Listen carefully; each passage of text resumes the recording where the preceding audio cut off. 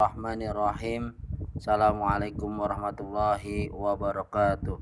Alhamdulillah wa syukurillah wa bi ni'matillah Muhammad ibni Abdillah la haula wala quwata illa billah ma ba'du. Alhamdulillah, hari ini kita berjumpa lagi seperti biasa anak-anakku di hari Senin. Kita pelajaran Al-Quran hadis ya. Minggu lalu kita ulangan harian 1 atau PH1. Hari ini kita akan lanjut kembali pelajaran tentang Al-Quran hadis, atau hari ini kita akan membahas tentang memahami isi kandungan surah Al-Lahab.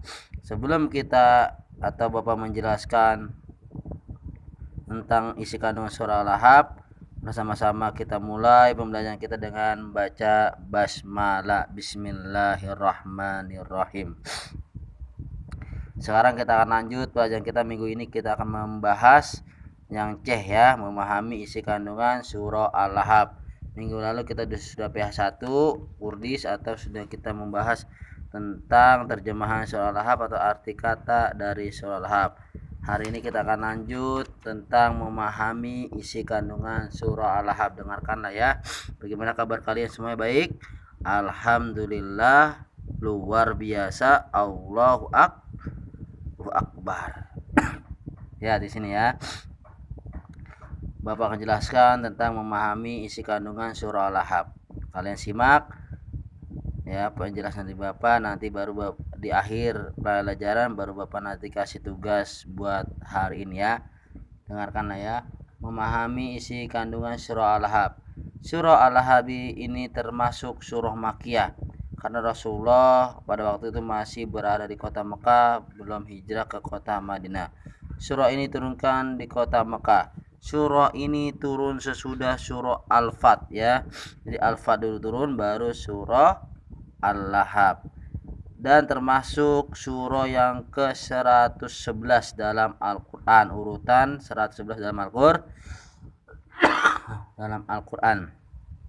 Jumlah ayat surah Al-Lahab ada 5 ayat.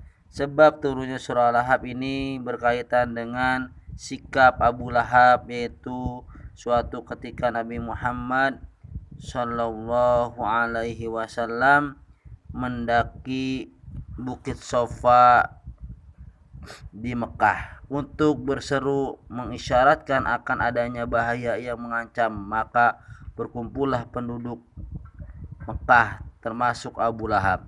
Namun Nabi Muhammad SAW berseru antara lain, seandainya aku menyampaikan kepada kalian bahwa akan ada musuh yang menyerang di pagi atau sore hari, apakah kalian mempercayaiku? Mereka menjawab, kami tidak pernah mengetahui kamu berbohong. Nabi Muhammad SAW kemudian menjelaskan kepada mereka tentang ancaman hari akhir yang akan mereka hadapi jika mereka mengabaikan tuntunan Allah. Mendengar seruan beliau itu, Abu Lahab berseru, birasalah engkau sepanjang hari, apakah untuk itu engkau mengumpulkan kami? Maka turunlah surah Al-Lahab ini. Adapun isi kandungan surah Al-Lahab adalah: 1. Abu Lahab termasuk tokoh kaum musyrikin Mekah yang selalu menentang dan menghalang-halangi dakwah yang dilakukan Nabi Muhammad SAW. 2. Dia menghasut kaum kafir Quraisy agar mereka tidak mempercayai Nabi Muhammad.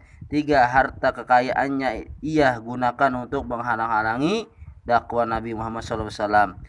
Dia pasti akan masuk neraka. 5. Istrinya Arwah bin Harf, Ummu Jamil, membantu suaminya Abu Lahab memusuhi dan menentang ajaran yang disampaikan Nabi Muhammad SAW. 6. Ummu Jamil selalu menyebarkan fitnah terhadap Nabi Muhammad. Dia pun kelak akan masuk neraka bersama suaminya. Itulah isi kandungan dari surah Al-Lahab. Paham tuh kalian? Mudah-mudahan kalian mengerti, paham. Nah ya. Nah, sekarang D ini menghindari akhlak tercela seperti Abu Lahab. Abu Lahab merupakan salah satu seorang dari paman Nabi Muhammad SAW. Dia kakak dari ayah Nabi, yaitu Abdullah bin Abdul Muthalib. Waktu Nabi Muhammad SAW lahir, dia sangat bahagia, lagi gembira, sehingga dia memberikan amanah kepada pembantunya bernama Suaibah untuk merawat beliau dengan baik. Abu Lahab mempunyai dua anak laki-laki. Yang pertama Utbah dan Utaibah. Yang kedua ya. Yang pertama Utbah, yang kedua Utaibah. Yang menikahi dua putri Nabi Muhammad SAW. Utbah yang pertama dia menikah dengan Ruqayyah, dan yang kedua Utaibah menikah dengan Ummu Kulsum.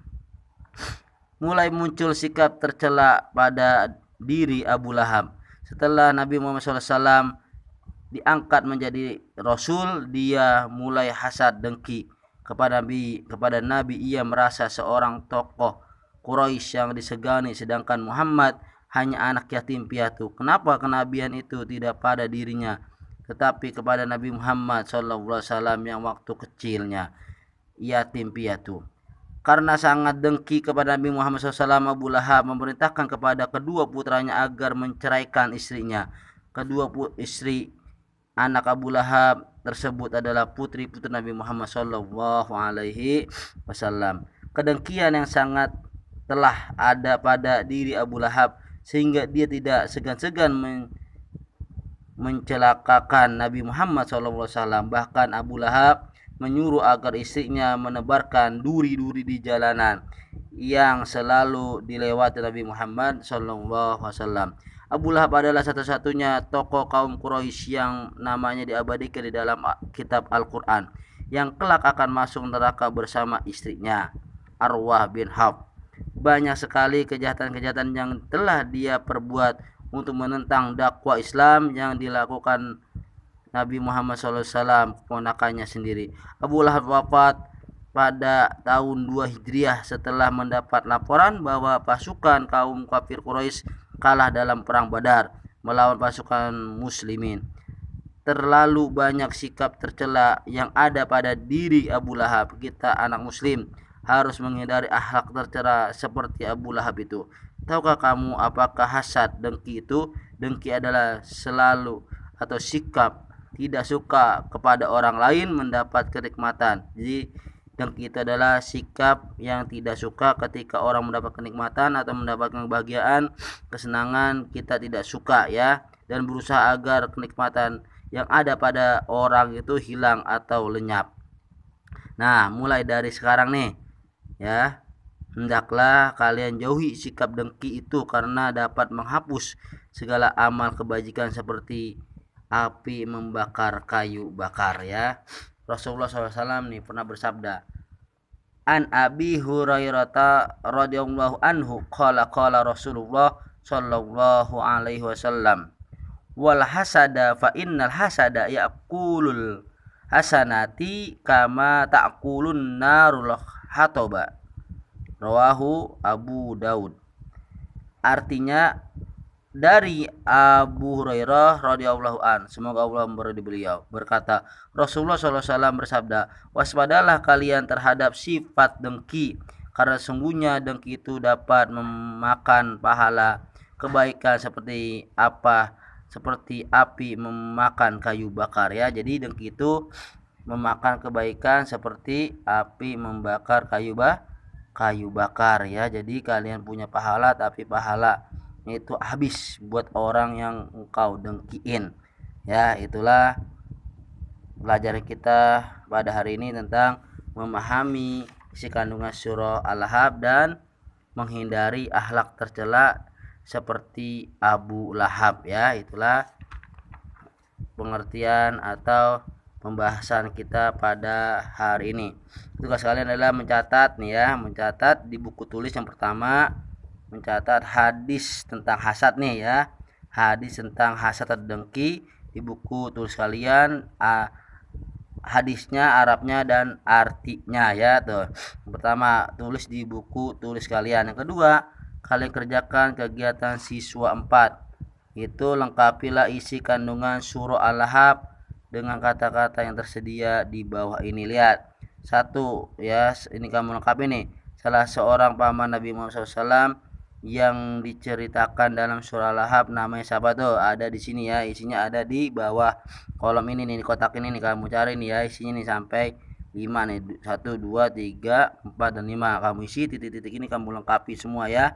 Terima kasih dari Bapak cukup-cukupian Bapak akhiri ya. Jadi ini PR-nya itu atau tugasnya itu tulis ya hadis tentang hasada dengki ini ya di buku tulis kalian ya, dari buku paket kalian turunin di buku tulis dan kalian isi di buku paket ini. Kegiatan siswa 4 kamu lengkapi, isinya semuanya ada di kotak ini ya, tinggal kamu taruh di tempat yang sesuai dengan isinya ya. Terima kasih Bapak. Cukup sekian, Bapak mohon maaf. Hadanallahu wa iyyakum ajmain. Wassalamualaikum warahmatullahi wabarakatuh.